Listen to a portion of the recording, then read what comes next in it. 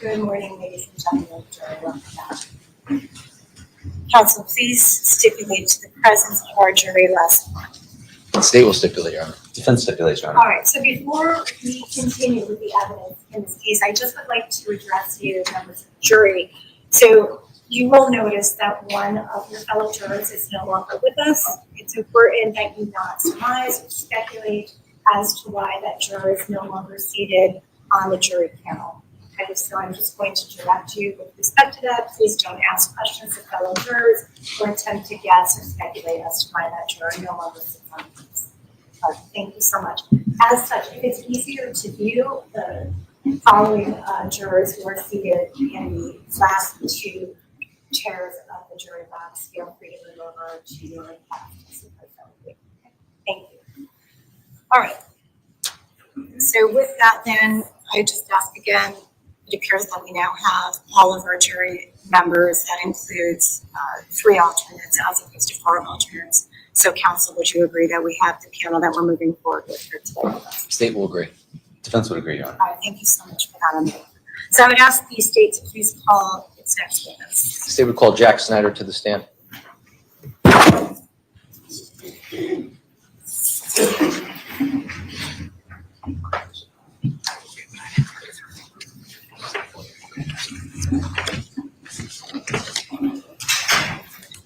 Mr. Snyder, please come on up. Take a step into the witness box and remain standing. The clerk is going to show your oath relevant to your testimony. Please raise your right hand, sir. Thank you. Do you solemnly swear or solemnly and sincerely affirm, as the case may be, that the evidence you shall give concerning this case shall be the truth, the whole truth, and nothing but the truth? So help you God, or upon penalty of perjury. If so, please say I do. Thank you. Please state your full name, spelling your last name, and address for the record, sir. Jack Snyder, SNYDER. Thank you. You may be seated. Thank you. Good morning, Jack. Can you please tell the ladies and gentlemen jury how old you are? 19 years old. And do you go to school? I do. Where do you go to school? University of Tampa. And what are you studying? Finance. And do you know why you're here today? I do. And why are you here today? Testify. In relation to what? The events that occur on May 14th, 2022. And have we met before in connection to this case? Yes. And can you tell me a little bit about the circumstances surrounding how we initially met? So I hired my attorney, and he went to the state of Connecticut, and they formed an agreement that I would provide full detail and truth about what happened on that day. In consideration for your, what's your understanding with that agreement? That I would not be prosecuted. And is there any consequences if, based on what you tell us today? If I were to lie about what happened or commit any more criminal charges, that I would be prosecuted or liable for the Constitution. May I approach the witness? Showing you which is the mark of State's Exhibit 94 for identification purposes. Do you recognize State's 94? I do. And what is State's 94? Our agreement. And is this the agreement that you executed in the presence of your lawyer and your father on November 2nd, 2022? Does this agreement encompass the agreement between you and the state of Connecticut concerning your testimony concerning the events of May 14th, 2022? Yes. I would offer this as full exhibit. No objection, Your Honor. All right, the court will accept into evidence as the full exhibit states 94.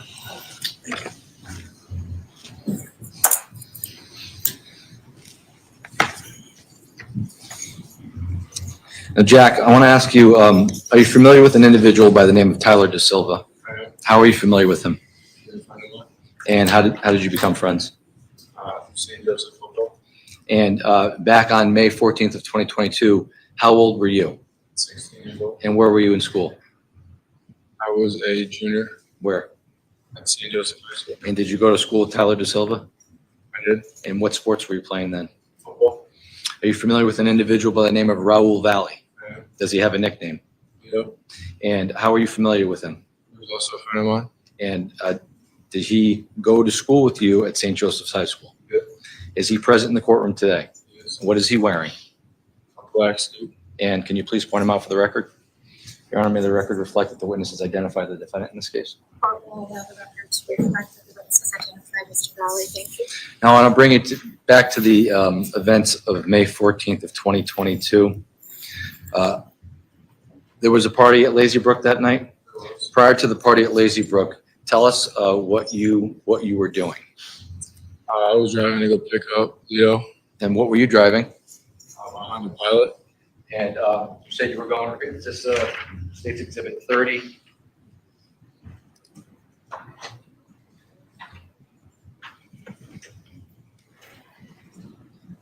Is that a picture? What's that a picture of?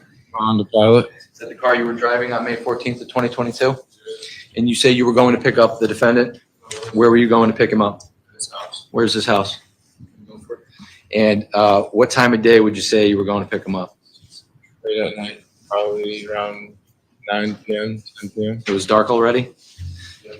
And when you got to his house, where did you go after that? I went to go pick up Tyler's house. And where does Tyler live? In Milford, Connecticut as well. When you picked Tyler up, was there any alcohol in the car? At that time it wasn't until we got in the car. Wasn't until who got in the car? So Tyler brought alcohol in the car? What kind of things did he bring in the car? I believe 2 bottles of vodka. And when you left Tyler's house, where did you go? I think we went straight to the party. The party at Lazy Brook? Do you know whether or not you were invited to that party, you and your friends? And when you got there, around what time of night would you say you got there? 10 p.m., maybe a little bit later. And when you got there, how many people would you say were at the party? Probably 40 people, maybe. And what kinds of things were going on at this party? Just drinking and cup pong, stuff like that. So when you say drinking alcohol? Yeah. Was alcohol being provided at the house, or was it bring your own? Alcohol. Bring your own alcohol. And when you got to the party, were you drinking? I was. Were you drinking prior to getting to the party? I was. And when you got to the party, how long were you withdrawn? Did there come a point in time where you were under the impression that you guys had to leave? We were. And when you were being told to leave, did you encounter 2 individuals that you were not familiar with at that party? I was. And can you tell us a little bit about how that happened? So we were under the impression that we'd be able to stay at the party if we removed people who were also uninvited. So when these 2 individuals came, I didn't know who they were, and we were told to ask them to leave. So we went up to them and we just told them that they weren't welcome there, that they needed to leave. When you were at the party at Lazy Brook, between the time you got there and the time those people came, how long a period of time was that? Maybe 30 minutes, 45 minutes. And when you got there, do you recall what you were wearing that night? I believe a red sweatshirt. Do you recall what the defendant was wearing that night? I believe a jersey. Show your State's Exhibit 53. Can you identify the people in State's 53? I can. And who's the person on the left in the red sweatshirt? That's me. And who's the person on the right? That's Lito. And is this what he was wearing on May 14th of 2022? It is. I noticed he's wearing a helmet and a neck pillow. Did he come to Lazy Brook like that? You do not. Can you tell us the circumstances surrounding how that he came to be wearing those items I think you just found them maybe in the mudroom or in the garage or something. and just put them on? Did he put them on almost immediately when he got there? I wouldn't say so. Maybe 30 minutes, 20 minutes after we got there. So shortly before the 2 individuals that were also not invited, at least that you're aware of, arrived at the house? That's correct. So when you encountered these individuals, tell us about what happened during your interaction. Well, let me withdraw. Did you have an interaction with these 2 individuals when they came? Tell us about that. So one of them was only a case of beer, and we said that he'd be able to stay if we took his beer or he gave us his beer, and he didn't want to give us his beer. So the conversation started to get a little bit more aggressive, and we moved from the garage to the driveway, and that's when I took his beer from him. Okay. You took his beer from him? And when you took his beer from him, did the, not what was said, but was there another, more interaction between you and the individual you took the beer from? And what was that like? think he squared up with me initially, and then I squared up with him. So you were going to fight for the beer? Is that good, right? And do you recall how the fight started? I do. And how did the fight start? After we squared up with each other, Lito came around and hit him in the back of the head, and then he lunged forward at me. And how long did the fight last for? 30 seconds. And you recall when he lunged at you, did you recall what happened after he lunged at you? I fell to the floor. And when you fell to the floor, do you recall if anybody else jumped in on the fight at that point in time?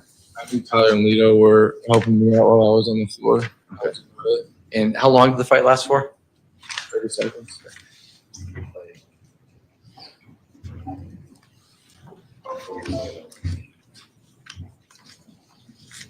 Jack, have you seen a video of this fight before?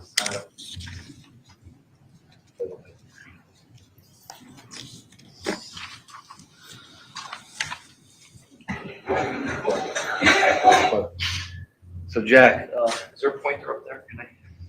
Right there. You have your monitor in front of you. I'm going to ask you if you can identify this person in the red. Do you know who that is? That's me. The person in the green that it appears that you are fighting, who's that? That's the Shelton person that I was fighting. Is that the kid you took the beer from? Yes. The kid here with the dark pants, the light blue shirt, do you know who that is? You can rewind it if you can. Can you rewind it a little bit?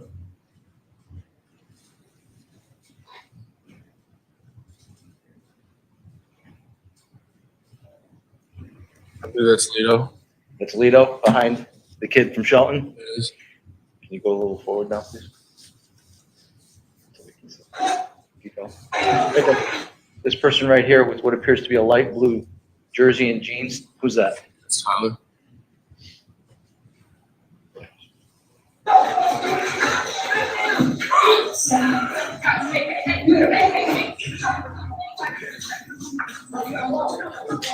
Do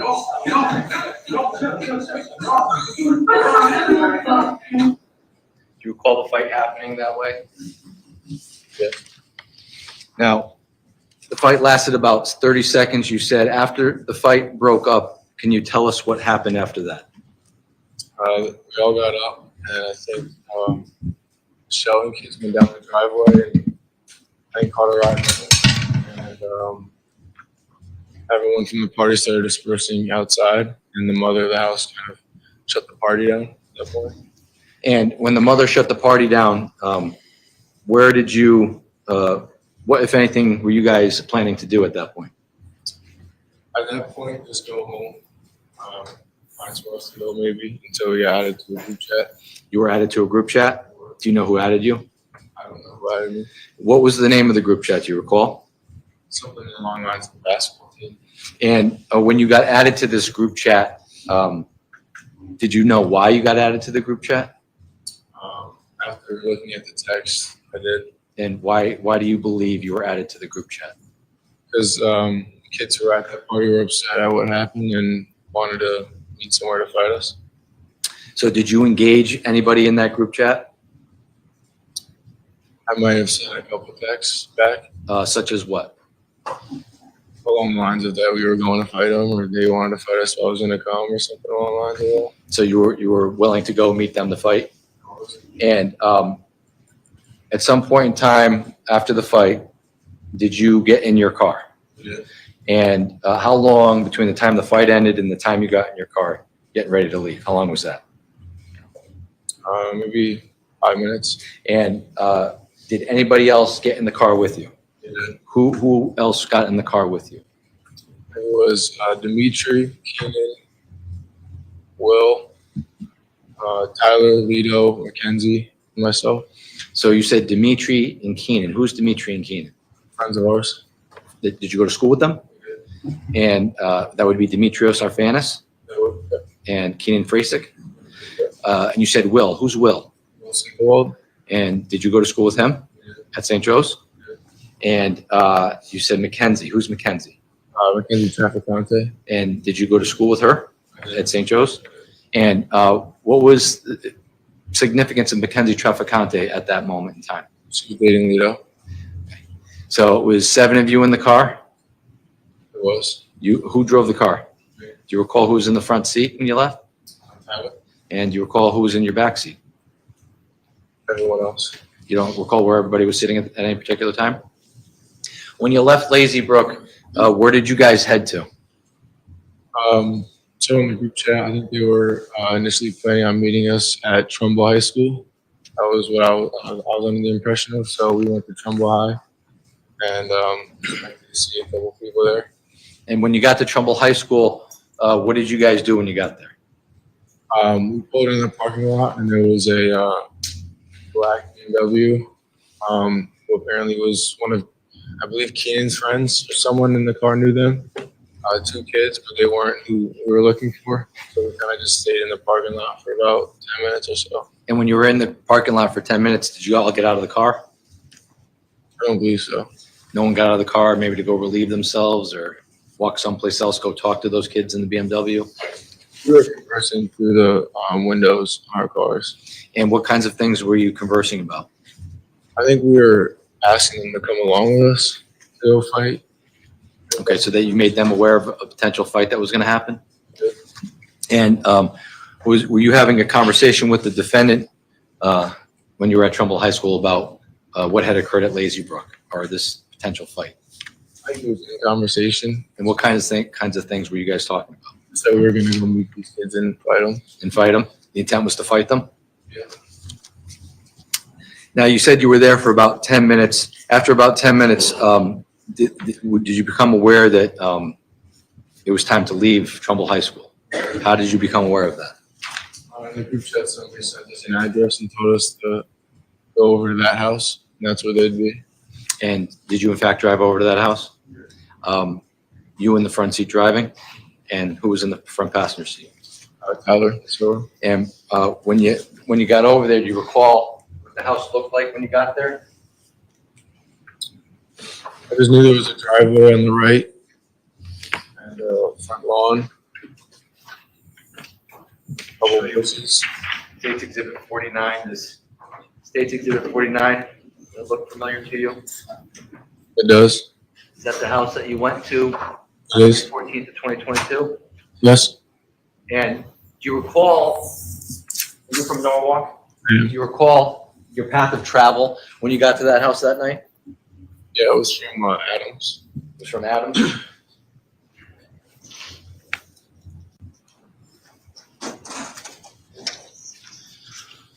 May approach right. Show you State's Exhibit 1. Now, when you say that it was from Adams, you're talking about this road here to the right of State's Exhibit 1. So you came in that way, and when you came in that way, what did you do? Did you drive by the house? We parked there at the end of the street. And when you say you parked at the end of the street, can you tell from State's Exhibit 49 where exactly you parked? Yeah, right on the right to the end. So right, if I put my finger, let me know if I'm in the right area, right around here? Right there, yeah. Okay, so if the record can reflect in State's 49, I'm at the bottom portion of the picture, just to the left of the trees that are on the property across the street from 43 Laurel Glen, near the intersection of Adams and Laurel Glen. Or to allow the record to reflect that. Thank you. And when you got there, did you see anybody outside of the property at that point in time? And when you got there, did you or anybody from your group indicate to anybody in the group chat that you guys were at the house? We did. And when that happened, what occurred when that happened? People started flowing out probably from the backyard of the house. We saw them coming in the driveway. And we just head after head. And when you say coming back from the back of the house, do you know exactly what portion of the house they came from? Yeah. But they came down the driveway? They did. And when they came down the driveway, did they approach your car? They did. And when they approached your car, what was the lighting like out that night? It was dark. It was dark, but could you see in front of you? I couldn't tell faces, but I could see the outlines of people. Could you see, was there light from the house that was shining? Your headlights were on at some point, providing some light? When the individuals, did they approach your car? When they approached your car, how close did they get to your car? They did touch my car. And were you familiar with anybody that approached your car at that moment in time? And did you have a conversation? Did you or anybody in the car have a conversation with anybody that approached your car that night? We did. What was the conversation initially like? Very aggressive. You didn't expect to see so many people there, so we were kind of already kind of on our backs, and they surrounded the car. The windows were cracked, so we could talk to them through the car, and they were screaming, cursing, throwing stuff at the car, kicking the car, stuff like that. They were- What were they doing? Spitting at the car? Touching the car? Yeah. Were you guys saying anything back to them? I don't remember the conversation, but we were both going back and forth, kind of. So were you arguing with them also? I believe so, yes. Okay. And how long would you say that occurred for? 30, 40 seconds. Sure. At some point in time after 30, 40 seconds, what did you do? I kind of itched my car a little bit to clear the way, and then I drove off. And when you drove off, where did you drive to? I drove down the street about 5 houses down and stopped the car. And when you stopped the car, what happened? I let people out of the car. Do you recall who got out of the car? There was people in the back who wanted to get a ride home. And why? Do you know why they wanted to ride home? Because they didn't want to be involved in what just occurred back at the house. And at some point in time down the road, and when you say down the road, are you talking, if you're looking at States 1, are you driving down towards Farmhouse Lane? We are. Okay, and do you recall where on Laurel Glen, or where on the road, I should say, did you stop the car? Probably about 5 houses down. Was it close to the intersection of Farmhouse and Laurel Glen? Maybe that house right across from the farmhouse. And when you got out, when you stopped the car, did at some point in time you have an interaction with anybody else that was not related to your car? I believe we did. And then can you tell us a little bit about that? I think there was a couple kids running down the street. And when they ran down the street, do you know what they did? I think they were talking to people who exited my car. Do you know who they were talking to? I don't recall. Were you still in the car at this point? And do you recall what, if anything, was anything thrown from your car or towards your car at that point? I don't remember anything all the time. It was my car. When you were down the street and there were individuals out of your car, did you see anybody engage in any physical altercation down the road? I did not. Did you see anybody from that other group with any weapons on them at that point in time? I did not. At some point in time, did you drive the car down the road and turn back? I did. And when you did that, what did you do? Did you get in the car? Or get out of the car? What did you do? I think we went out to check the damage on the car. When you said we, who's we? I think they were already down the street. I drove off, and then I came back around, and then I got out of the car, and we were all kind of outside the car. So were you the only person in the car that drove down and came back?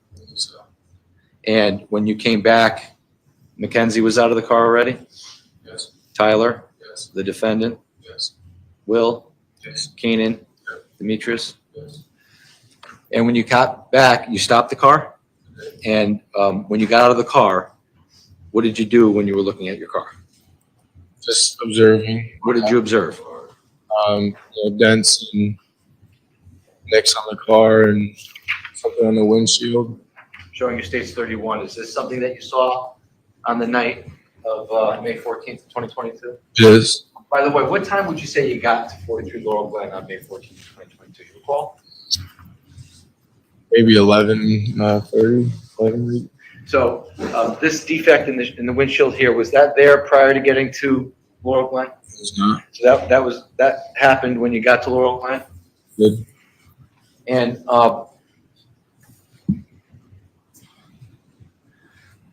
when you were inspecting your car, tell us how you felt about what had just occurred to your car. Kind of distraught and upset that my car was damaged and destroyed. Was anybody else distraught and upset? Yep. Can you please explain how he was upset with regards to your car? He initially saw the damage before I did. That was the last thing out of my car. He was just going around and, look what they did to your car, it's all destroyed, stuff on those lines. What, was he saying anything else with regards to, look, he just said, look what they did to your car. He didn't say anything else. He was just distraught about what happened in my car. Was he more upset than you? Maybe visibly, I was quite upset. Was he aggressive? Yes. And when he was acting in this way, what, if anything, happened during this inspection of your car? He came back around and asked for the knife. And when you say the knife, what do you mean? I carried a pocket knife in the bottom of my center console, and it's always been there from when I got the car initially. Why was it there? Just fishing, and any really reason I would need a knife, it was there, to cut anything. But it was just at the bottom of my center console. A bunch of random items were along with it, but I knew it was there.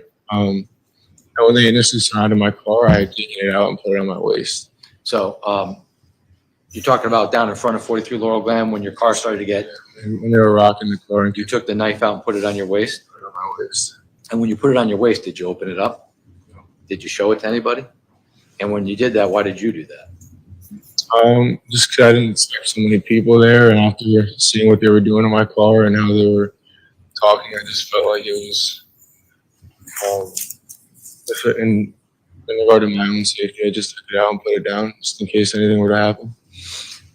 Now, after you left that initial interaction where you say you took the knife out and you put it on your lap and you went down the street, could you have just left the area and not gone back? Could I? But you didn't do that, right? And you say that the defendant asked you for the knife. Tell me what kinds of things was he saying? He just said, "Where's the knife?" Give me the knife, something along those lines. Did he say it in an aggressive manner? Not really. He just kind of asked for it.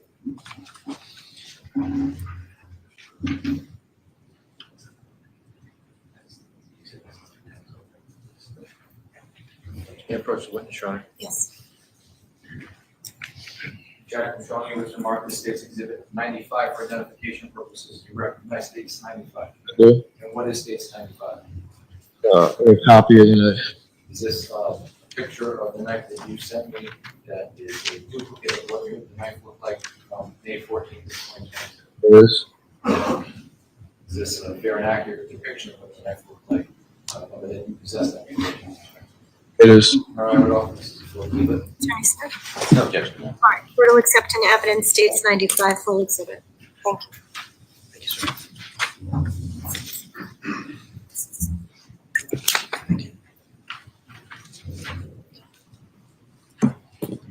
Showing you State's 95, it's now been marked as a full exhibit.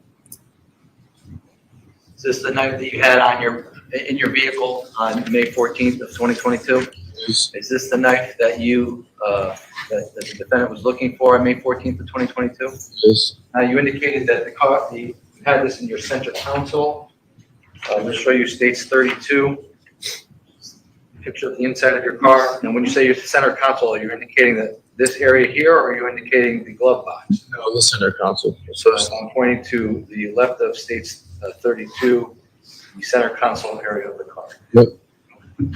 And you had taken it out of this area and put it on your lap when you initially got to 43 Laurel Glen. And when the defendant asked for the knife on May 14th of 22, tell us about what happened. Did you give it to him? What happened? You gave him the knife? And when you gave him the knife, why did you do that? I wasn't really thinking. I just gave it to him. Yeah, what I gave it to him.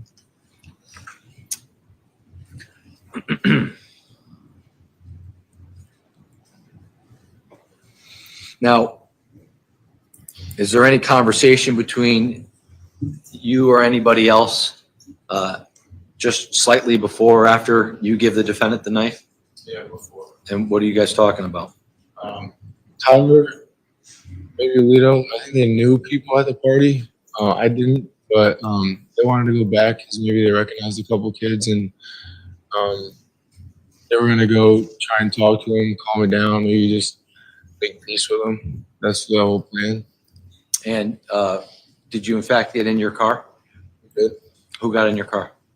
I got in the driver's seat, and Lito got in the passenger and Tyler in the back. And did anybody else get in the car at that point in time? No. And when you got in the car, where did you go? We drove up towards the lawn. When you say you drove up to the front lawn, States 49, can you show us in States 49 where you drove up? Right to the right in the red bush. This bush? That bush, yeah. You stopped here? And when you stopped there, what happened when you stopped there? Tyler and Lito got out. And where did they go? They started walking towards the crowd of people that was on the lawn. And when they did that, what did you do? I was at my window down, and I was kind of watching them, just making sure they were okay. And did you stay in that area? I stayed right parallel to them the whole time. Did you move the car up a little bit? I crept up as they walked up. And when you walked up, were you able to observe the interaction between Tyler and the defendant and the group from 43 Laurel Glen? It was dark out, and I could see what was going on. Now, prior to getting there, were you ever under the impression that were you told to leave and get out of here? Do you recall that? I can't recall that. Okay. Now, when you when Tyler and the defendant get out of the car and they're on the property here, they're on the property. What kinds of things, was there any verbal interaction between the defendant and Tyler and the people from 43 Laurel Glen? Yeah, they were conversing, but it didn't sound aggressive at first. Show you States 4. Do you recall where your car was in States 4 when you noticed that they were conversing? Like a little bit in between the bushes, maybe. Would it be over here somewhere? Yeah, middle of the street. Middle of the street? Were there cars parked on the side of the street? Yeah. So you couldn't be near the curb, per se? Well, I was kind of in the middle of the street just watching. Okay. And you were in the driver's seat, car was on, you were looking over your shoulder? Yep. Through the window? It Window was up? was down. It was down. It was down? And you said that you heard talking back and forth? Yeah. It was normal at first? And how long would you say it was normal for? 10, 20 seconds. And then at some point in time, did it escalate? Good. And can you tell us about that? Someone came out from the crowd and punched Lito in the face. And when that happened, what did you observe? Just all out chaos at that point. Did you observe where the defendant was after he got punched? Did you observe where Tyler was after that happened? At some point in time, do you stay in that area right as the fight's going on? And at some point during the fight, does anybody come back to your car? Yeah. Initially. And when he comes back to your car, does he get in the car? No. I think he opened the door. Okay. He came up to the door. And after he opened the door, what, if anything, did you observe him do next? He just went back. And when he went back, at some point in time, how long did he, from the time he left your car to go back, did he come back to the car at some point? He came back, went back, and then came back. Yes. How long did that take, do you think? 10, 15 seconds. Did you see where he went when he left your car the first time, or the second time, I should say? You didn't see him if he went back into the fight? You just, I think he went back into the fight. That's where we're at that. and did you see him engage anybody in the fight at that point? At some point in time, does the fight end, or I think Lito got back in the car. first? Got back in first. And where did he get in the car? He got in the passenger seat. The front passenger seat? Okay, and at some point in time, did Tyler come back to the car? He came in after Lito. Lito got in the passenger seat and first, and he was like all distraught and said something along the lines of like, I think I just stabbed like 4 people or something like that, holding the knife. He said he stabbed 4 people. He was holding the knife. And how soon after he said that did Tyler De Silva get in the car? maybe 10 seconds after I kind of crept up a little bit more. So you started to move and then Tyler jumped in? Where did he jump in? Passenger seat, Was it on the passenger side or the driver's side? passenger side. And when he got in the car, what did you do next? I took off down the street towards Adams. Okay. So if we're looking at states 1, you took off towards Adams when you got to Adams. So this way, just for the record, I'm motioning from the left of the exhibit to the right towards Adams, right? And when you got to Adams, where did you go? We to the left, no? So you went down here, and you hit the cul-de-sac? What happened when you hit the cul-de-sac? So as I was making, going around the cul-de-sac, Leo told me to stop the car. He told you to stop the car? Yeah. Do you recall where you stopped the car? You want to point it out? Right there. And so, did you park on the side of the cul-de-sac there? Yeah. And when you stopped the car, what, if anything, happened when you stopped the car? Leo got on the front passenger and threw the knife. You saw him throw the knife? I did. Where did he throw the knife? Directly into the woods area that was right there. Show you State's Exhibit 45, the cul-de-sac, Adams Road, you pull that? Yeah, I do. And does this look like, State's 46, does this look like the wooded area where the knife was tossed? Yes. And after he threw the knife in the woods, what happened after that? Did he get back in the car? He did. And when he got back in the car, what, if anything, did he say? I don't recall him saying anything when he got back. So you got back in the car, and what did you do? Took off and took it right back on the street, which is where I believe people were getting their rides. So you drove back down Laurel Glen? So you came back on States 1, you came back down this way? Took a right on Laurel Glen, and go past the house again? Yep. And you met people down here? Yep. People that were originally in your car? Yep. And when you got down to that end of the street, what, if anything, happened when you got there? Dropped Leo off. I think that's where he was getting picked up. Do you know who he was getting picked up by? I think Mackenzie's sister was coming to pick her and pick him up. And when he, so he got out of the car at that point? And when he got out of the car, what happened when he got out of the car? Tyler got in the front passenger. Then he took off towards Tyler's house. And when you took off, did you know how to get home from where you were? I used to Google Maps to get to Tyler's. And you drove down to Tyler's house? And when you got to Tyler's house, did you have, what happened when you got to Tyler's house? We met Owen De Silva, Tyler's cousin. He was outside. And were you talking with Owen De Silva? Did you tell him what happened? Did you and Tyler De Silva, not what you guys said, but did you have a conversation with Tyler on the way from Laurel Glen to Milford when you talked to Owen De Silva? Good. And what kinds of things were you saying to Tyler De Silva? I kind of told him that Lito said something like, "Oh my God, I think I stabbed people" or something.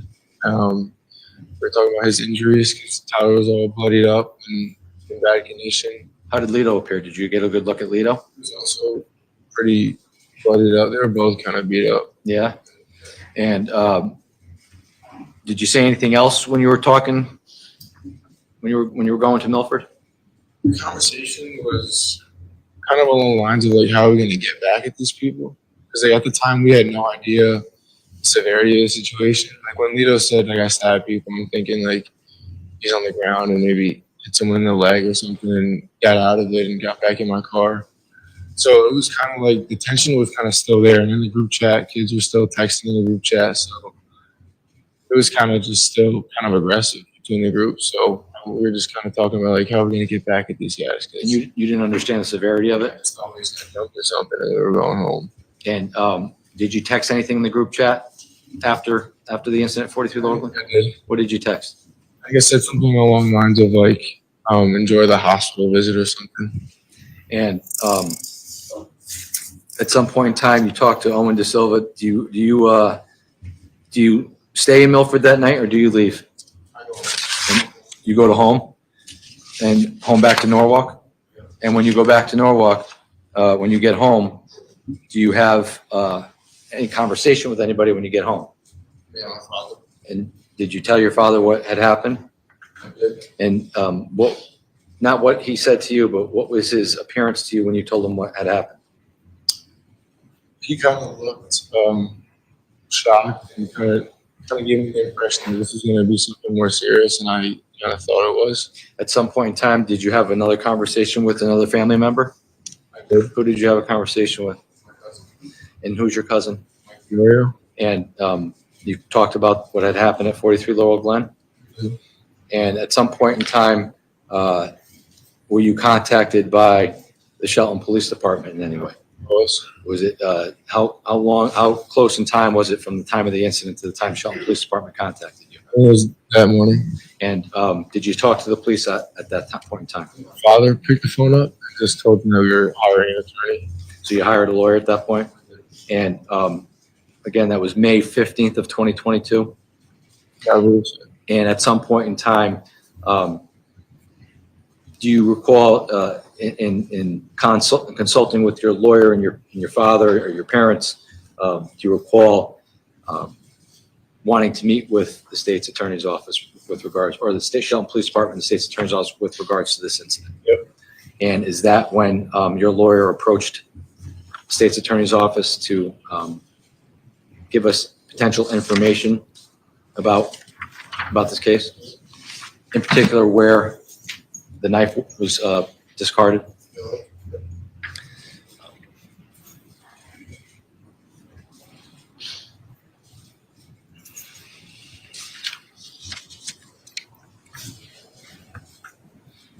And is the first time that you spoke to law enforcement regarding this case, was that on November 2nd of 2022? I believe so. And did you give a subsequent interview with law enforcement to clarify anything that may have been misunderstood? May have a moment, Your Honor.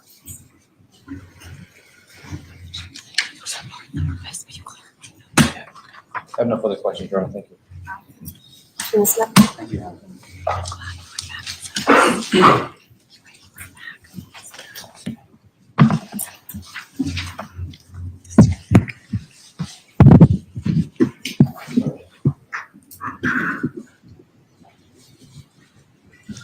Good morning, Mr. Snyder. You and I have never met before. Never talked about this case before. Well, so let's talk a little bit about it now.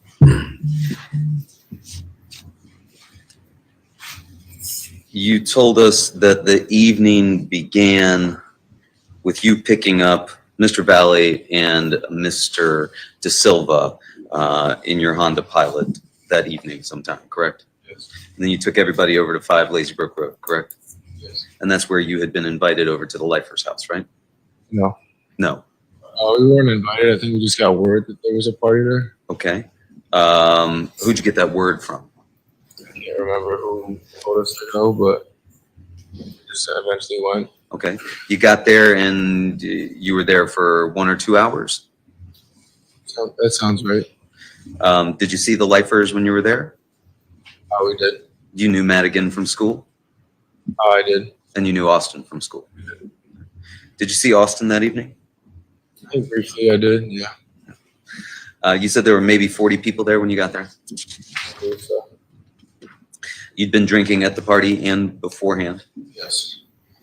but you didn't bring the alcohol. That was Tyler De Silva who brought the alcohol. And then 2 individuals that you didn't know arrived and you told them that they had to leave, right? Did one of those individuals, the one holding the case of beer, did he give you a beer? I can't remember giving me a beer now. Did he give Mr. Valle a beer? I can't remember that. Did he seem to you like he was trying to make friends with you Initially, maybe at the end of the party, yeah. at the end of the party? No, to get into the party. To get into the party. Gotcha. And you told him that he needed to give you that beer. Yes. A dispute broke out about whether or not you were going to actually get that beer from him, correct? Yeah, it was about like him giving us the beer, and then in turn he'd be able to stay at the party. Well, you say giving us the beer. You were the one asking for the beer, right? Yeah. You were the one who was talking with this individual, right? We all were. Okay. Tyler DeSilva was talking to him? We all were, yeah. Me, Alito, and Tyler. Okay. And yet, the person that squares up, that's you, right? Because you're the person who took the beer from him, right? So would you agree that you were the person that was having the most direct interaction with Mr. Hines? I would. And you later come to find out that that person was Ryan Hines? Yes. And you said that you moved to the driveway, and that's where you squared up and you had the fight, right? And you guys were moving around in that course of that fight? The video that we watched, that doesn't catch the initial stages of that fight, does it? I believe it does. I don't think the fight started until into that video. Okay, that catches the very beginning of that fight? It does. So you guys had not begun fighting until you got out into the driveway? Yes. And people sort of formed a circle around, right? There were some folks watching. And it was just you and Mr. Hines that were going to have this square off. Yeah.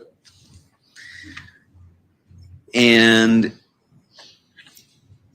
you said Mr. Valle came around and hit him in the back of the head, right? And that he lunged at you, Ryan Hines did, yeah. or you lunged at him. No, Ryan Hines lunged at me. Sorry. So Ryan lunges at you. You'd already taken a punch at Mr. Hines at that point. I know. He tackles you to the ground. He's on top of you. A group descends and tries to break that thing up, right?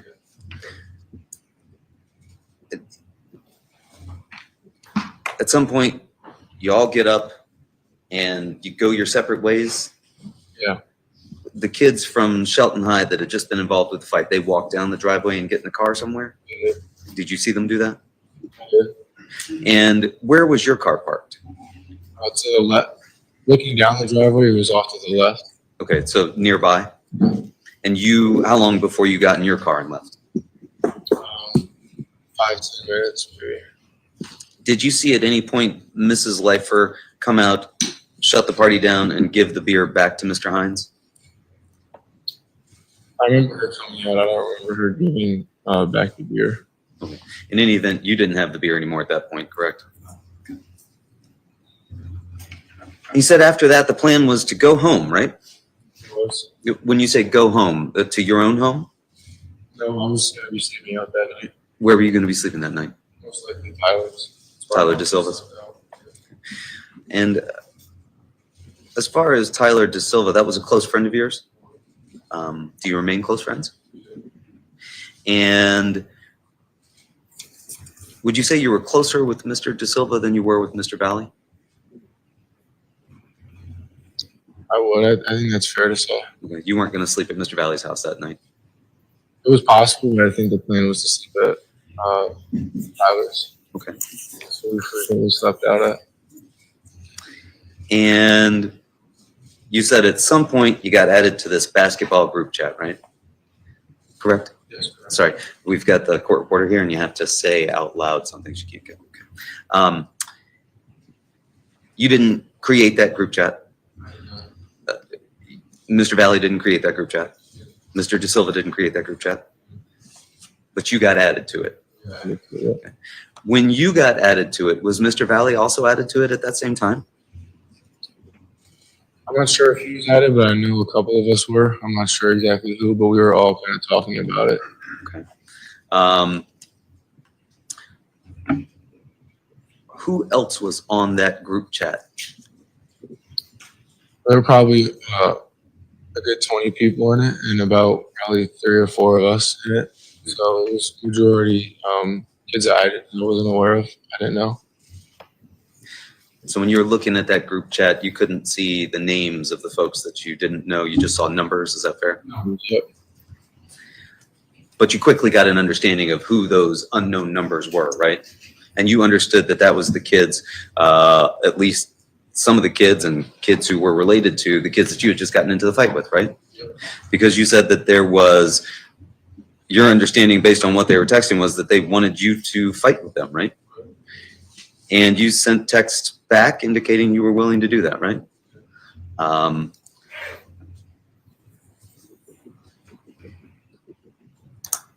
And so you got back in the car with Demetrius, Keenan, Will, Tyler DeSilva, Raul, and Mackenzie Trafficante. And did they all know that you were getting in the car to go fight these kids? Yeah, we made it pretty apparent that people who were going to be in my car were going to go with us to go fight. So Mackenzie Trafficante knew that you were going in the car to go fight? Objection as to what she knew. Sustained. When you say that people in the car knew that you were going to go fight, what led you to believe that they knew that?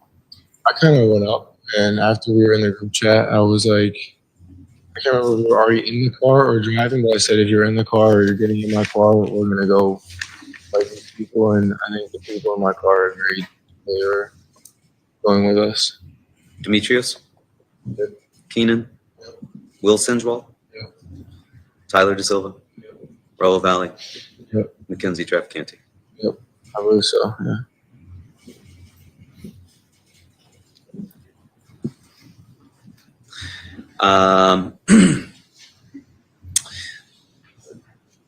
You told us you were driving and that Tyler DeSilva was the passenger at this point, right?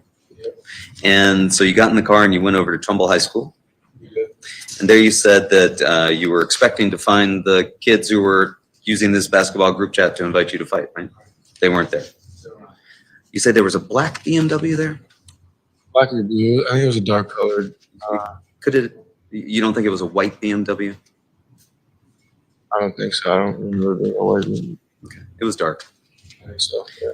As far as the time of day, it was dark that night. Yes. And the people in that BMW, those were people that your group knew, right? I didn't. I believe someone in my car did that. Okay. And you said you were there for 10 minutes, nobody got out of the car. I don't remember that. I didn't get out of the car. What were you doing in the car? On my phone, probably. Music on? Most likely. Car running? Yep. 7 of you in the car talking through the window, you told us, to the other vehicle. Was there another vehicle there with a group of girls in it? I don't remember that.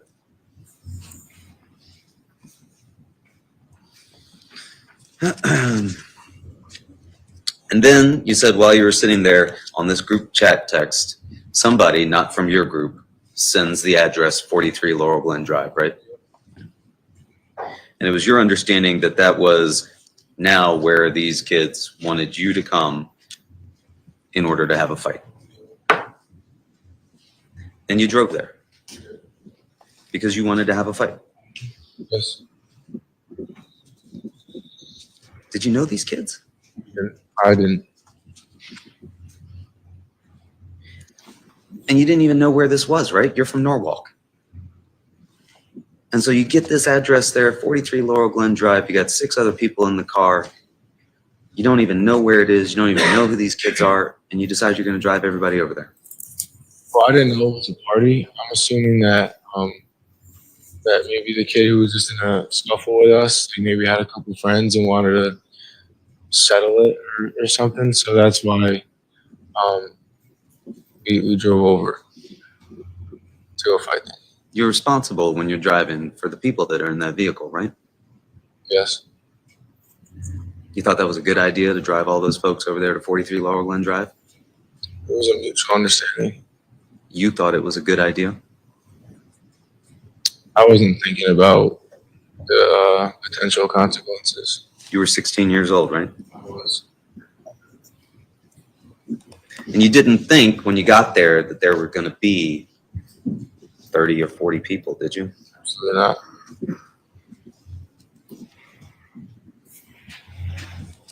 And you didn't know where it was. You had to GPS it, right? Yes. And it was a kind of confusing layout when you got there because there's through roads and cul-de-sacs, right? You didn't know which one was leading to which end, right? Could have been a dead end, could have been a through street, but you didn't know. And you say you didn't drive by the house when you first got there. You went straight there and you parked the car to the right, right? When you got there, there were people already out in the yard? Nobody was out in the yard. Okay. And you indicated to the folks in the group chat, we're here. Yeah. And then people started coming out of the house, right? Yes. One person came out of the house, right? Yes. Quickly followed by a second person, right? Yes. Then a third person, right? Yes. Then a fourth person, right? Yes. A fifth, a sixth, a seventh, an eighth, right? Yes. At that point, you're outnumbered now, right? Yes. A ninth, a 10th, an 11th, a 12th, right? Yes. Now what are you starting to think in that car? We're not going to be fighting anymore. You're not going to be fighting anymore? Why not? It didn't seem sensible at the time. It wasn't what we expected to see when we initially arrived, or were going to arrive. You weren't in control of that situation at that point, were you? No. Drove all those folks over there, parked them. Wasn't what you expected, was it? It was getting scary, wasn't it? It was. It was getting terrifying, wasn't it? It was. You worried about what was going to happen now, I bet. It was. How many people do you think ultimately came out of that car, out of that house? Maybe 30, maybe a little bit more. All came over to your car. Yes. 7 of you in there and 30 on the outside, right? Yes. Surrounding the vehicle, right? Yes. And at first they came up to the driver's side, some of them, didn't they? They did. And you had your window down? I had it cracked, I believe. Cracked. Didn't want to put it the whole way down at that point, right? And people started coming up and started talking to you through the window, right? Yes. And you say at first that was peaceful. I don't think it was peaceful at first when they all kind of walked up. Everyone was kind of screaming. I think I heard something along the lines of like, "Where's the kid who did this to me?" It was someone from the party even before. That was Ryan Hines, right? It could have been. I didn't see his face. He spit at you. Yes. Did it make it into the car or just on the car?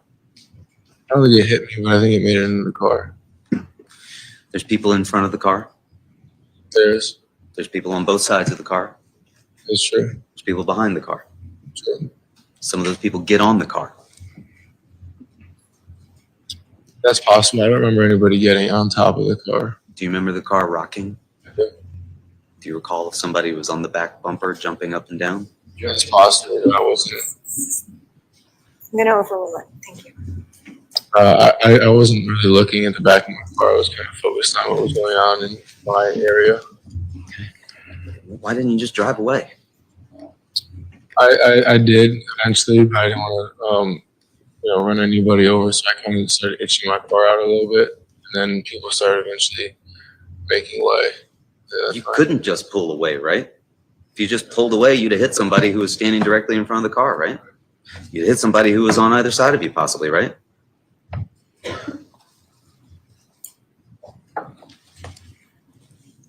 There was lights on the street, but it was dark, right? Yeah. About 11 o'clock or so. Misty, kind of rainy that evening. Sounds about right. People inside your car were terrified, weren't they? Objection as to what other people were. Sustained. What was the demeanor from the people inside your car? What did that indicate to you? They wanted to go home. They didn't want to be there anymore, right? They were terrified, right? Most likely, yeah. And you were thinking to yourself, oh my God, what have I gotten these folks into, right? Yeah. I brought all these people here. I'm the driver of this vehicle. I'm the one who put us here, right? I think that's fair that I drove them there. Yeah.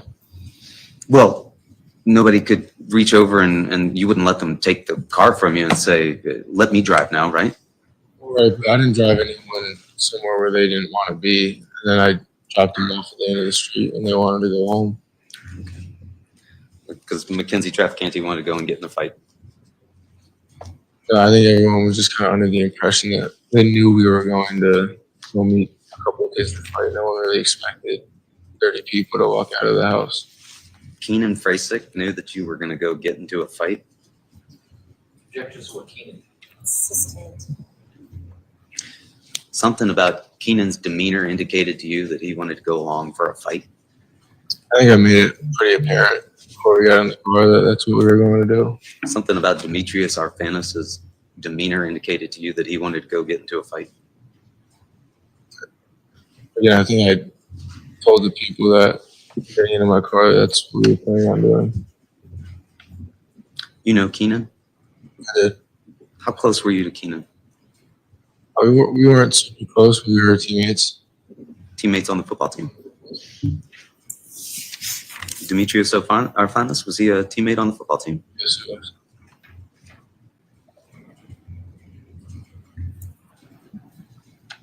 Are they starters? I don't believe at the time of the incident.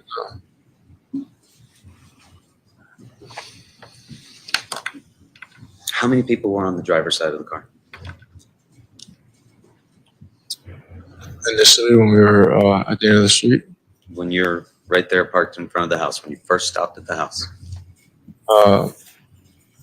there was a crowd of people. I don't really know how many.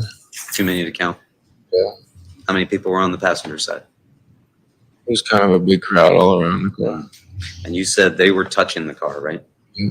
Hands on the vehicle? Objection asked and answered. Sustained. Were they punching the car? Objection asked and answered. I'll allow it. I believe so. Throwing stuff at the car, kicking the car, stuff like that. At some point, the windshield gets smashed while you were there in front of the house, Yeah. while these people are surrounding the vehicle. Are people inside your car saying anything? Objection as to what they said. I asked, are they saying anything? I'm going to overrule the objection at this point, just yes or no, relative to the question. Please ask the question again. Are people in your car at this point saying anything? Yes. And did that indicate to you that they were scared? Yeah, I think we all were.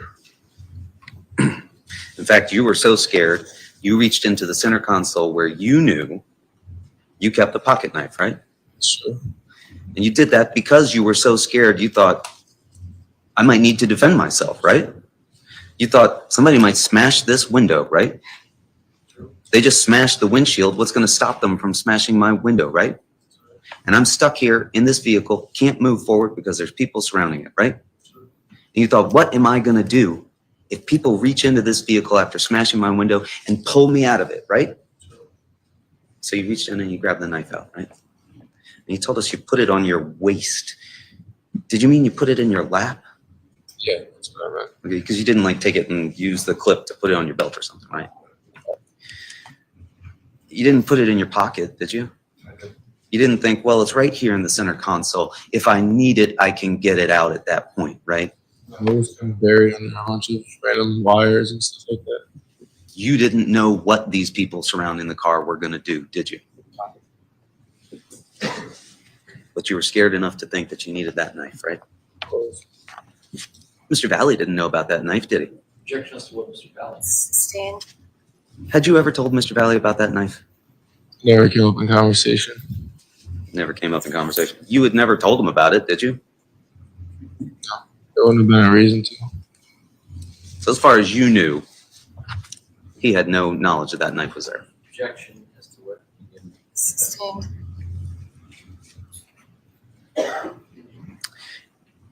And you were shown a picture of what you say is a copy of that knife, right? You said, though, that that knife that you had in the car had been in that vehicle since it was given down to you by your brother, right? It was just in the family, that car. It's always been in the family. And the knife had been in there as well, right? And that's why I kept it for years, yeah. So it wasn't a brand new shiny knife that you got for that purpose alone that day, was it? It was a tool that you kept there. You said for fishing? Yeah, for anything you'd really need a knife for, it was just there. Were you raised as somebody who was told, you know, it's useful, helpful to have a pocket knife when you need one? I just think a knife is useful in a lot of, random scenarios in life, just something to have Yes.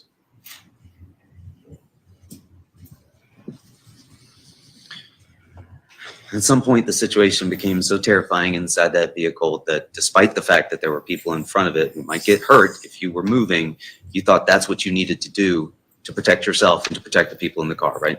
Was to grab the knife. Was to, well, you already had the knife, but now you thought, I've got to move this vehicle. Even if these people in front are going to get hurt, we might get hurt if I don't, right? And so you move the vehicle forward.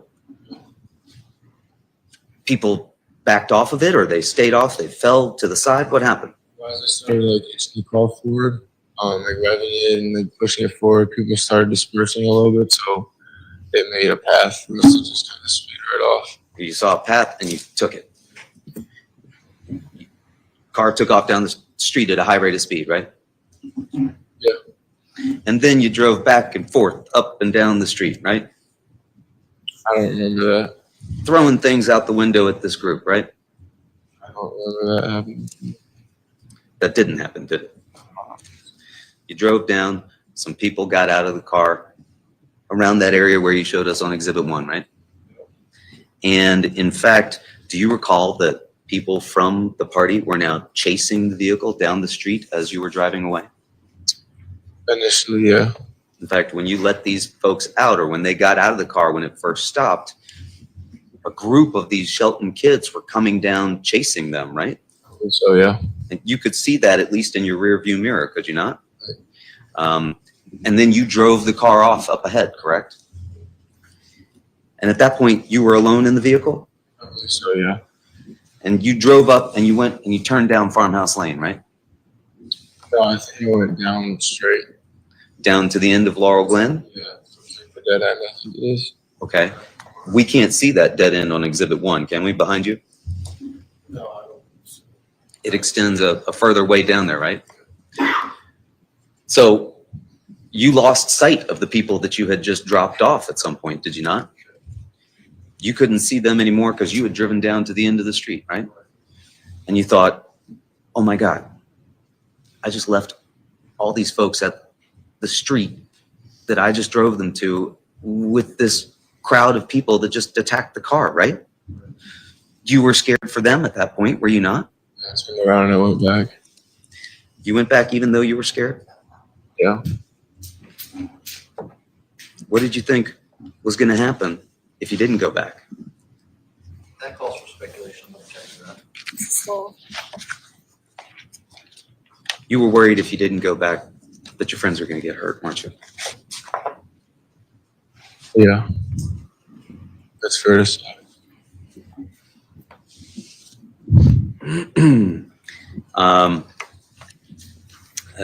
Now, when you got back, can you show us again on Exhibit 1 where you stopped the vehicle when you came back to your friends after going down to the end of Laurel Glen?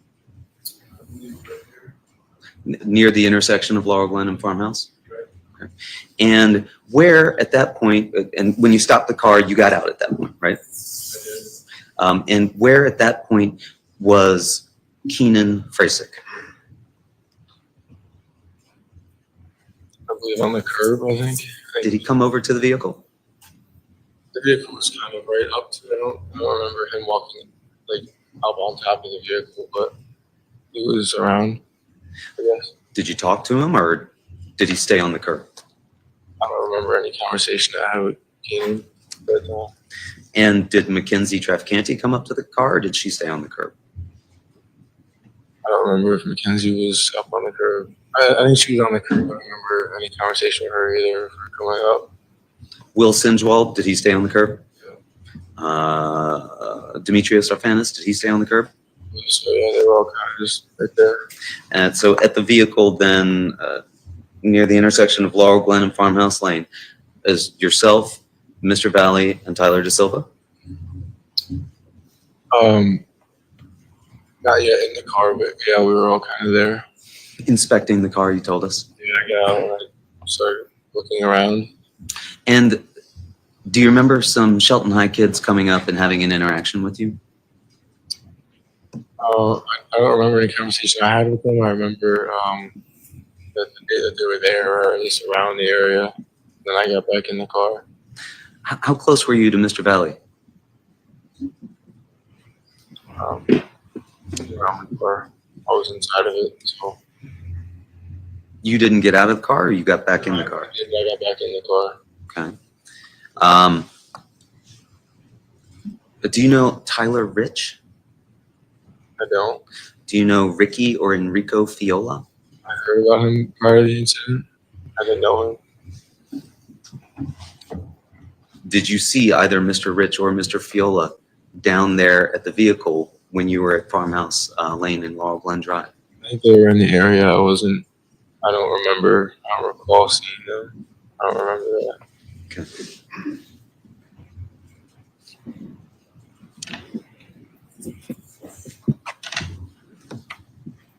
And you've told us that there was some discussion down at the car about the damage, right? Yeah. You told us you were upset about the damage, right? It was. Yeah, I was going around looking at the damage on my car. You told us you were distraught about the damage, right? I explained this to my parents, stuff like that, thinking about damage, insurance, all that. And you didn't know any of these kids at 43 Laurel Glen Drive. I didn't know. But you knew that the kid that you'd gotten in the fight with at 5 Lazy Brook was there at that party at 43 Laurel Glen Drive, right? Yeah, I didn't see him particularly, but I kind of got the impression he was there from what they were kind of screaming and stuff, and why we were there in the first place.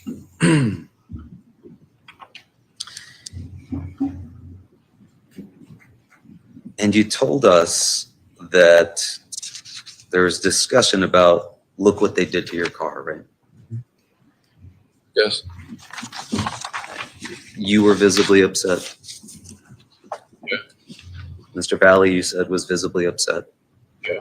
Mr. De Silva also visibly upset. I think everyone kind of was. We were kind of all kind of in a state of shock about what just happened. While you're standing there by the car, and these Shelton High kids, how far away were they? I don't remember how they were. Further down towards the house? I would assume so. Not close enough that you could say to them, hey, what'd you guys do to my car? I don't remember having any conversation with them when they were there. They were too far away to have a conversation with, right? They didn't approach you guys and say, hey, let's squash this beef right now, did they? Not me, no. Did they approach anybody in your group? When I drove off, I don't know. I wasn't really there. Okay. When you drove off, though, was before what you've just now described, with everybody being at the car and inspecting it for damage, right?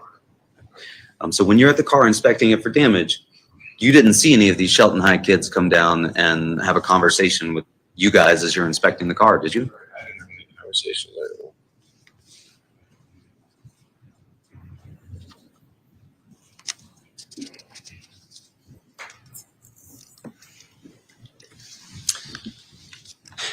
And then you told us at some point you understood that Tyler De Silva wanted to go back to 43 Laurel Glen Drive, right?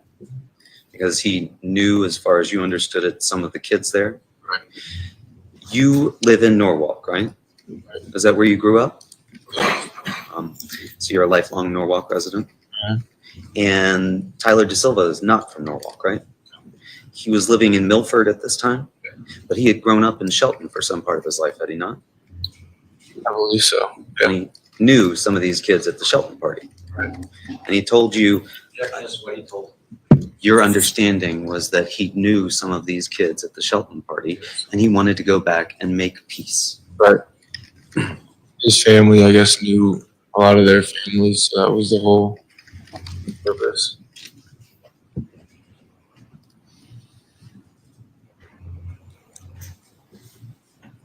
And at this point, you could have just left the area, right? Could have. You could have hopped in the car and said, everybody, let's go home. This is a bad idea, right? Yeah. You were 16 at the time. I was. How long had you been driving? Maybe 8 months, 9 months. Were you supposed to have these kids in your car? I was not.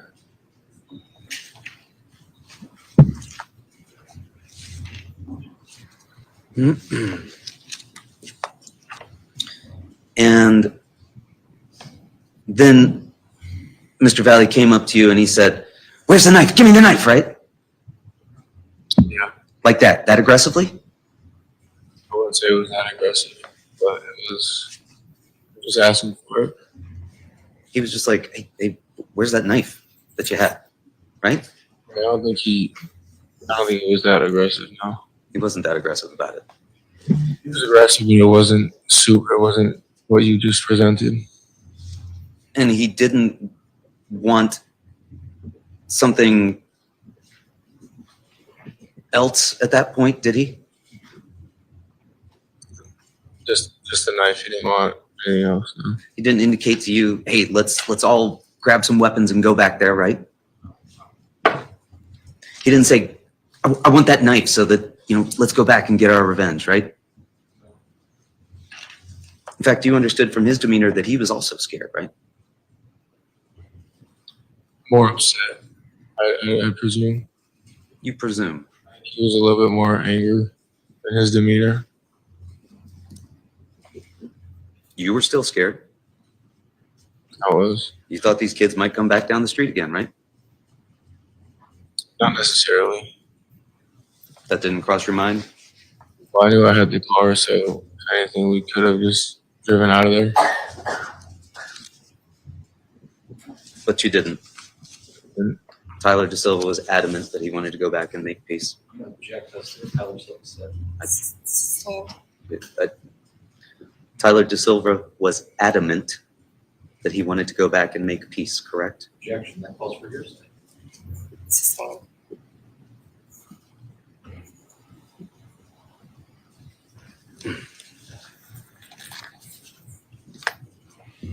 You understood that Tyler DeSilva wanted to go back and make peace?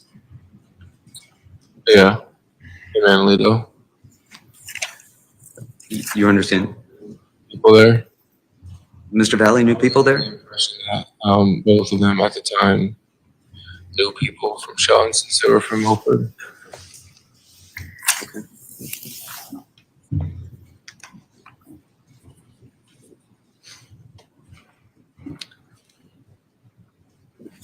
So you got back in the driver's seat, right? Yeah. You saw Mr. Valle go digging through the console to get the knife, right? You saw Mr. Valle go digging through the glove box to get the knife, right? You saw him tearing up the car to try and find the knife, right? You didn't see any of that, did you? No. You gave it to him? When he asked for it. He opened the blade to inspect it, right? No. Took that knife and he got it ready, right? No. Took that knife that you gave him and he put it in his pocket, right? I believe so. I don't remember where he put it. He didn't open it.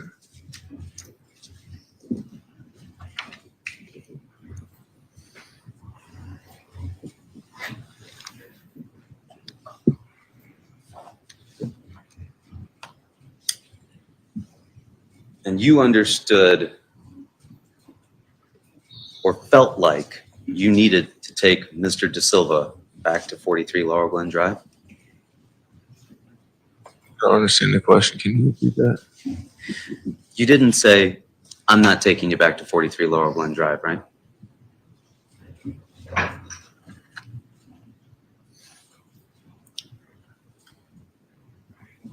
All three of you get back into the car. You say that Mr. Valle got into the passenger side Yes. beside you, and that Mr. DeSilva got in the back. Yep. On the passenger side as well. Yes. You drove up, and did you park sort of near the driveway at that point? No, a little further back. I wasn't ever parked. I was always in drive, just Foot on the brake. yeah. You weren't expecting anybody to get out of that car and get into a fight, were you? It wasn't aggressive at that point. There was no talk in the car as you drove down there about, we're going to get them now. Objection as to what was said in the car. I'm going to strike the last answer, Madam, and form arbitrary. Thank you. Was there conversation in the car on the way down there? It was a very brief drive. I don't remember any conversation. Nothing about what was occurring in the vehicle on the way down there led you to believe that there was about to be a fight, was there?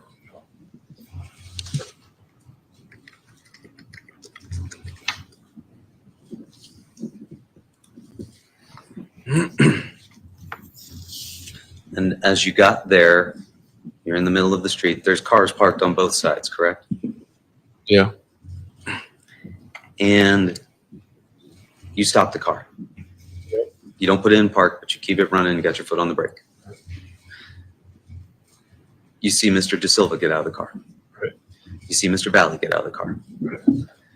Mr. Valle doesn't have the knife in his hand at that point, does he? I don't remember what he had in his hand.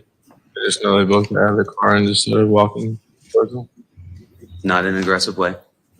Not screaming threats at the people that are already in the yard, right? You saw them, you said you were looking over your shoulder, looking out the window, watching them the whole time. How many people were in the lawn? The same amount, probably about 30 kids.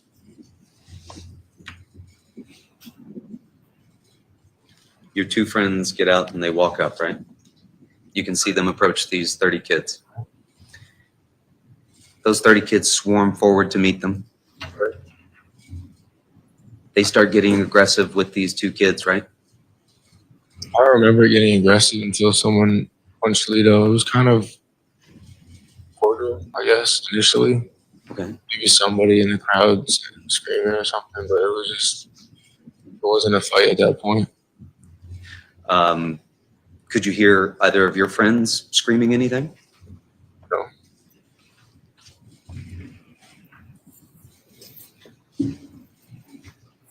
Did you see either of your friends approach them in a fighting posture? No. Did you see either of your friends square up with anybody? You just saw Mr. Valle get punched in the face, right? About 10 seconds, 15 seconds in, yeah. Someone just came and hit him. Did you see Mr. Valle with his shirt up over his head? I don't recall that. No.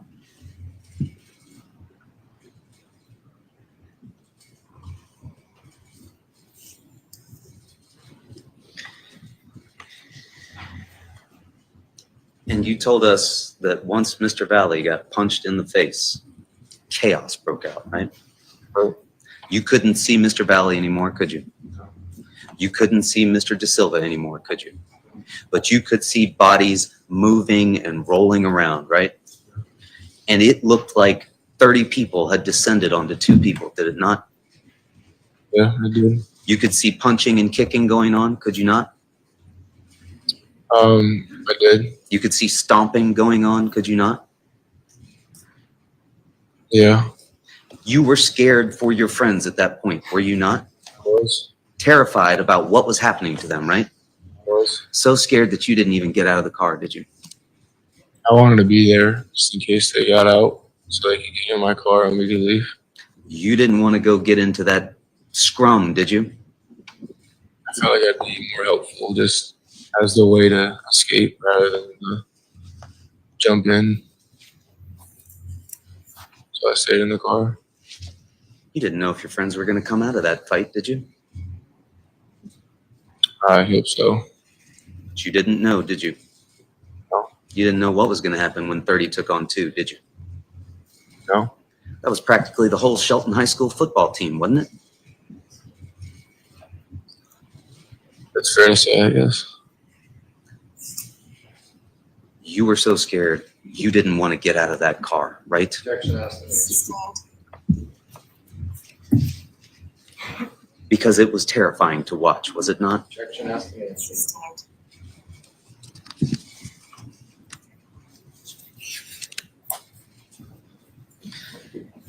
At some point, you were able to see Mr. Valle and Mr. De Silva again, correct? Yes. Mr. Valle came up to the car, correct? Yes. Door opens slightly, correct? I believe so, yeah. Interior light comes on because the door is open, right? Yeah. In fact, when he came up to that car, his momentum was moving forward towards the car as though he'd been pushed, was it not? I don't remember that. Just remember. Did you hear a bump as he hit the car? I don't remember that. He opened the door. Could you see his face? I don't remember what it looked like at that moment. It was kind of real quick. You didn't see Mr. De Silva anywhere, did you? You could still see that a fight was going on, could you not? I did. Could you see what appeared to be flashlights or phone lights at that point? I believe so, yeah. When you saw Mr. Valle, but you didn't see Mr. De Silva, you were terrified about what had happened to Mr. De Silva, were you not? Yeah. You wondered if he was going to get killed, didn't you? Yeah.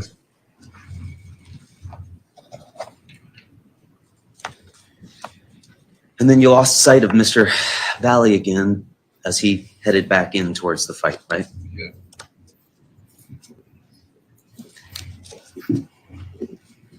You saw Mr. Valle go to the yard, right?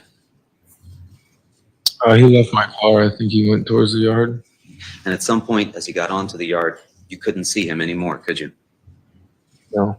But you could still see that those 30 kids hadn't gone anywhere, right? Everyone was kind of still scattered along the line, along the lawn. And then at some point, you saw Mr. De Silva come back to the car. Yes. He gets into the car, right? Right. And you can see him at that point, right? I can. And you told us he's been battered, right? Yeah. He looked beaten and bloodied, right? You could tell he had obviously been injured in the course of the fight where you lost track of him, right?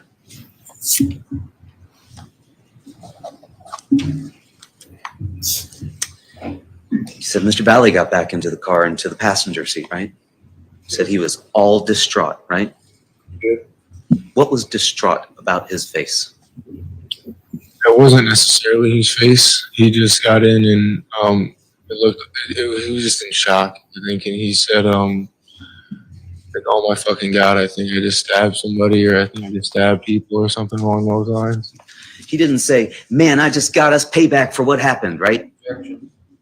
Oh, No, He didn't seem happy about what had happened. He seemed distraught.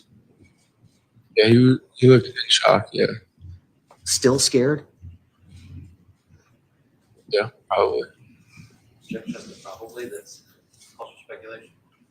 that's the answer. The question was already asked. I'll,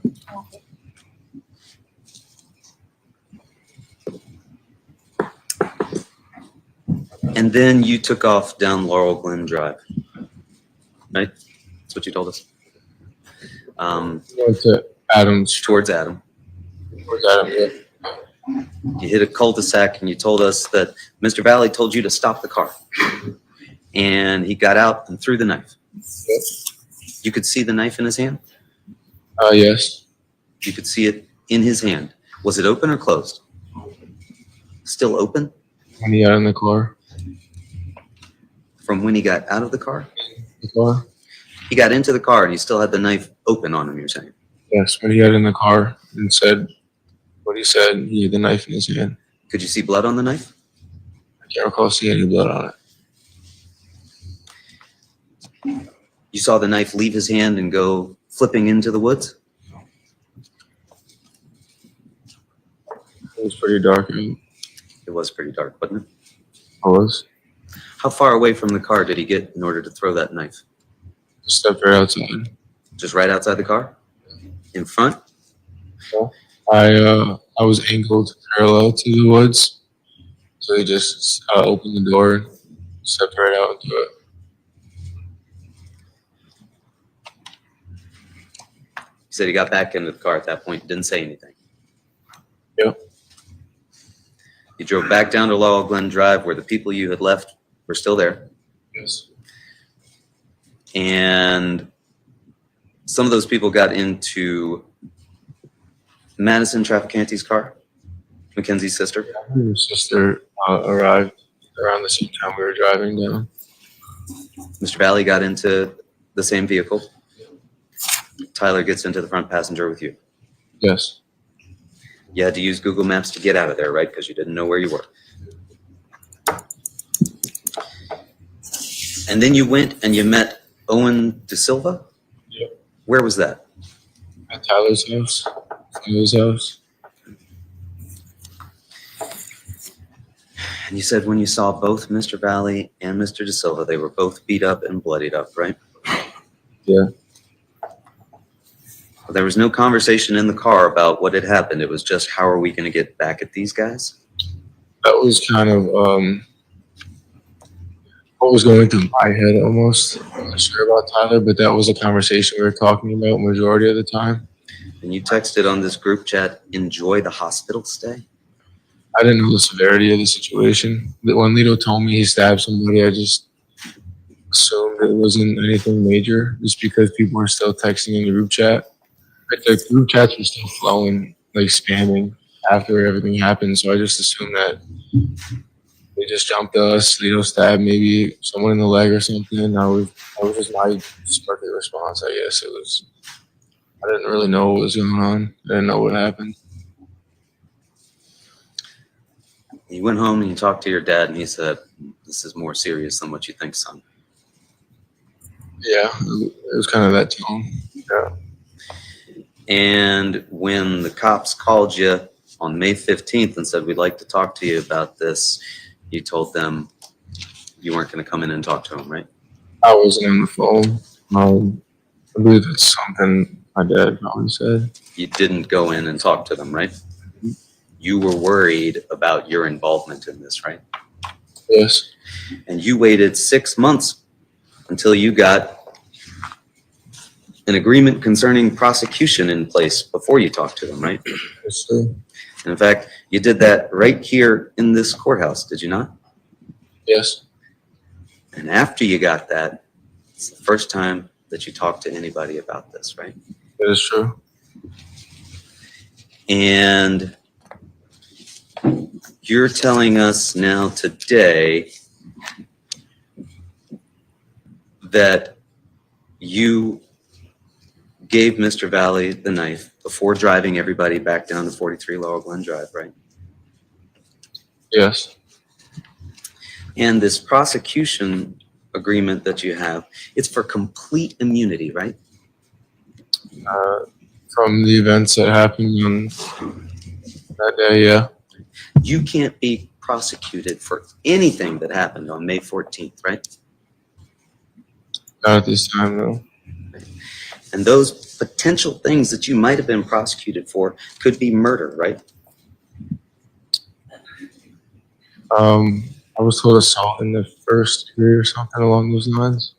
You would agree that the agreement itself talks about the homicide of James McGrath and the assaults on Thomas Connery Jr., or Ryan Hines, and Faison Teal that took place on May 14th, right? That's correct. One of the things that you could be prosecuted for would be being an accessory to a murder, right? I think that's possible. And could be prosecuted for assaults, correct? I believe so. You could be possibly prosecuted for conspiracy to commit those things, correct? I guess so. And you've had what's explained to you, what's known as your maximum exposure explained to you, right? That if you were prosecuted for these things and if you were convicted of these things, you could spend your life in prison, correct? I guess so. 60 years for accessory to murder, right? So, 20 years for an assault in the first degree, right? yep.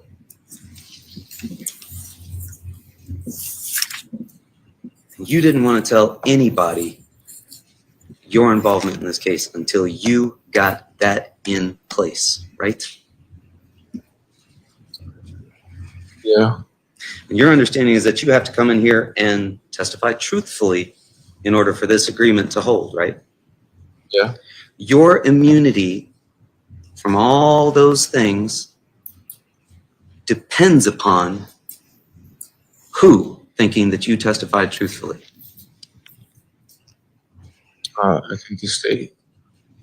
Not me, right? I don't make that decision, do I? The state's attorney makes that decision, right? I believe so. You got to come in here, testify truthfully, or you could find yourself prosecuted for all those things. I believe so. And so you gave them a statement on November 2nd, right? And then they told you, you know what? We want to talk to you again. And you talked to them again on November 28th, right? Yes. Because they wanted to clarify some things, right? Yes. They wanted to clarify the timing of when the knife was exchanged, right? I believe so. And they wanted to clarify why your phone had been reset on October 1st, 2022, before you spoke to them, right? Factory reset, right? No. I had water damage in the phone, and I got a new phone, and I think the iCloud messed up. I was syncing between my mother's and mine. Our texts are kind of merged. Nothing was deleted, but they couldn't find the group chat. I removed myself from the group chat after the event happened. So by the time you went and talked to the officers after you'd gotten your immunity agreement in place, your phone had been reset. It wasn't reset. It was a new phone altogether? I got a new phone, but everything was still on it and intact. That's what they told you? We want to come in and clarify why your phone is everything and intact? I didn't respond. I didn't respond to anybody texting me for the first month, 3 weeks, a month after everything happened. But people were texting me, so they assumed, I think, that I was removing messages that I was sending back and I just wasn't responding. So I think they wanted to have me come in and just explain why there weren't any texts on my end. I was advised not to text people.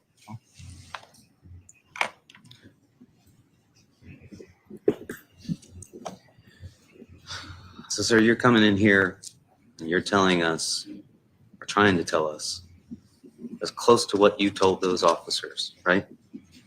Yes. Because you fear if you change any of that, the state's going to think you're not testifying truthfully, right?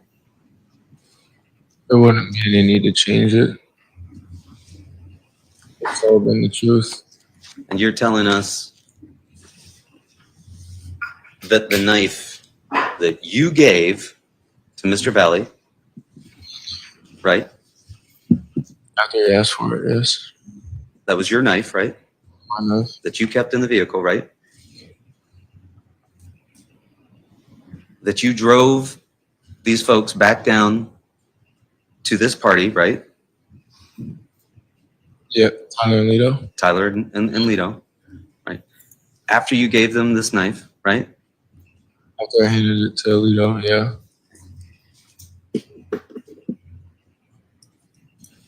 And now you're telling us that the knife was thrown by Mr. Valle.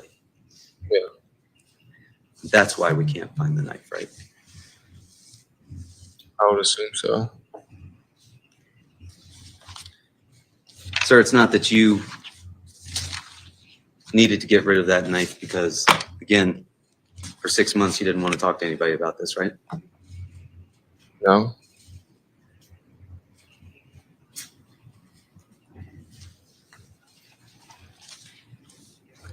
Nothing further. Thank you. Attorney Joseph? Jack, counsel just asked you a little bit about the group chat. You indicated on cross-examination that you removed yourself from the group chat. Why did you do that? I wanted to disassociate myself from everything that happened on that day. So once you understood the severity of what happened, you got out of the group chat? So what happens when you remove yourself from the group chat on your phone? What happens? I think it just deletes it off my device, but I think, and it says something in other people's phones like I've left the group chat. Left the group chat? So in other words, if you wanted to go back into the group chat, you couldn't do it? I couldn't unless I was added back into it. Is that something that is saved on the cloud for some reason or no? Do you know? I think it would be. It would be? Okay. And with regards to, tell me the circumstances surrounding you getting a new phone. Why did you get a new phone? I think I'd gone to Block Island, or I'd gone somewhere for like just get away, I think, and I'd walked in the water where they got water damage. It was fine, but the battery was draining, so I just brought it to Apple. Said I can repair it. It was water damage, so I needed to get a new phone. And when you got a new phone, did the contents of your old phone, was it saved in the cloud? And Yeah, there was like a SIM card, and I just used the same one. I got a new phone. I got two new phones. One from my father's coworker right after everything happened because they had taken my phone, the state. So when the state took my phone, I needed a phone, and I couldn't just buy a new one. So I had my dad's friend lend me her phone. So syncing with that phone, I have contacts on my phone right now from her phone still, my mom's phone, on my phone still. So I think merging was kind of it was like error filled, I guess. But I got a new phone eventually after the water damage. so the phone that you had on the night of May 14, 2022, that was seized by the state of Connecticut. Or Shelton PD. So pretty good, I think.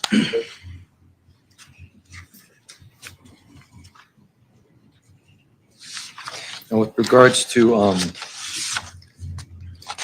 we're asked a little bit about going over to 43 Laurel Glen. When you were driving over there, you told people, or at least the discussion in the car was apparent that you were going there to fight. And what was your understanding about going there to fight? Did you think you were going to fight a couple kids? Yeah. It was going to be like a 3-on-3 fight? That's what I assumed it was. Right. And the fight back at Lazy Brook, that was 3-on-1, right? That was you, Lito, the defendant, and Tyler on Ryan Hines, right? Yeah. Right. So that wasn't really a fair fight, but you think you were going to go to 43 Laurel Glen to kind of hash it out and have a fist fight? Right. Were you going there to going to 43 Laurel Glen to use any weapons in fight, or was it going to be a fist fight? Fist fight.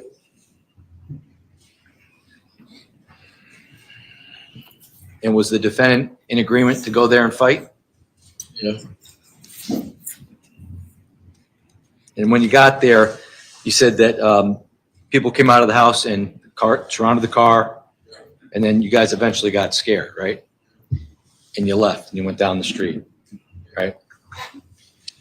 And people who didn't want to be involved got out of the car, right?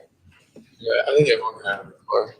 But at some point, when you were down the street, do you know whether or not people from the Shelton crew came down to talk to or confront anybody down the street? He did. They did, right? And was the defendant out of the car at that point? Yeah, And was Tyler out of the car at that point? he was. And was there any physical altercation down the street at that point when people were out of the car? I believe so. What kind of things were going on? Were people arguing? I don't remember any arguing at all, any fighting at all. But at that point, at some point in time, those individuals left. Do you recall them leaving? What do you recall about down the street? Coming back down the street, and then getting out of the car, and then looking at the damage after I'd driven down the street. And do you recall where the Shelton kids were at that moment in time or no? Over there, Okay. But there was no physical altercation that took place down near the corner of Laurel Glen and Farmhouse Road. Nobody complaining about, we just got beat up, right? No one said we got beat up. No physical altercation. Did you observe anything?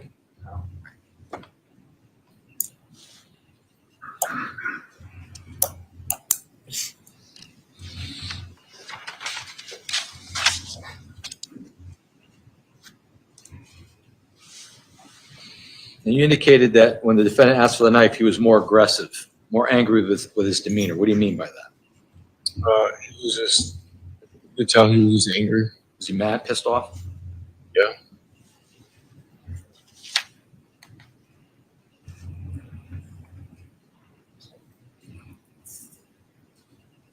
Where do you, before you gave him the knife, do you know where it was before you gave it to him? I think when I had gotten out of the car initially to look at the damage, I just put it down on not the center console, but the area right in between it, the radio. Showing you states 32. So you're talking about this area here? Yeah. So it would have been just below the radio area?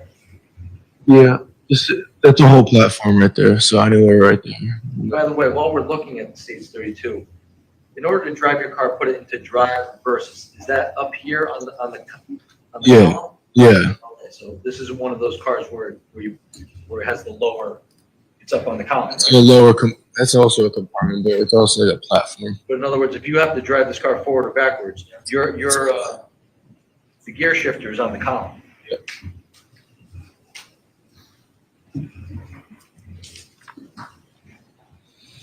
Now, when you indicated that after you got out of the car, you assessed the damage, the defendant asks for the knife.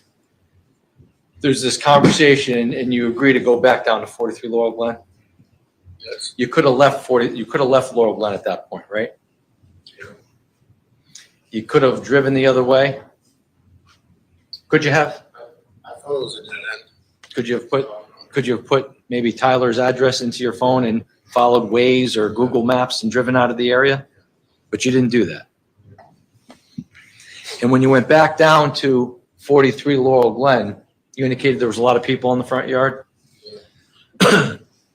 Counsel asked you on cross-examination about people swarming everybody, and you indicated that, yeah, look, 30 people were involved.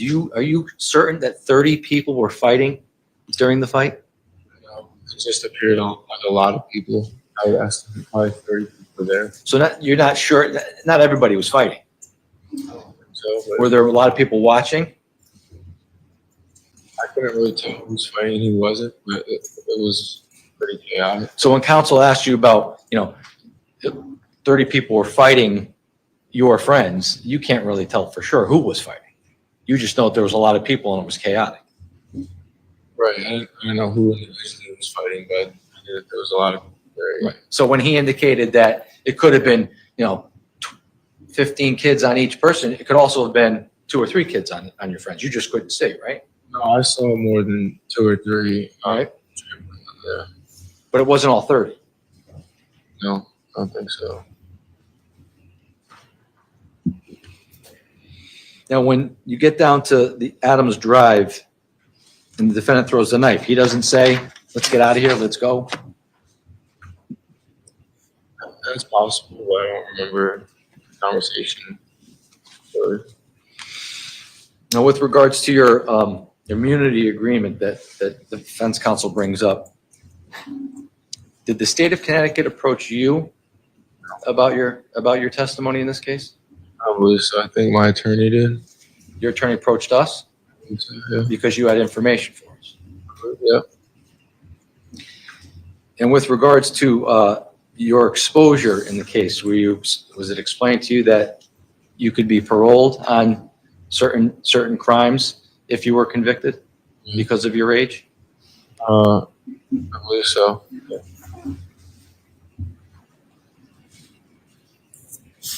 And why did you withdraw?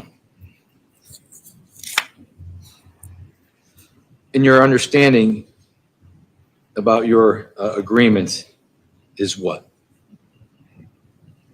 My understanding of the agreement Of the agreement with the state of Connecticut is what? is that I gave a detailed explanation on what happened, the truth on what happened, and that I wouldn't be prosecuted for it. And is that explanation from your perspective about what you remember happened on May 14th of 2022? Yes. No further questions? Any additional questions? Just briefly. And you were just asked, the state didn't approach you about this prosecution agreement, right? Right. Your attorney, I guess, approached them and said, hey, can we get a prosecution agreement here? I believe so. I think my attorney went to the state. State's attorney didn't come to you and say, nope, sorry, son, we got to arrest you. We're not giving you an immunity agreement, right? So, Objection is what the state's attorney. State's attorney didn't say, no, we're not good. The state's attorney didn't refuse to give you this immunity agreement, did they? I don't believe so. No, you signed it, right? In this courthouse, right? Nothing further. Anything else? Nothing. You may step out of your witness.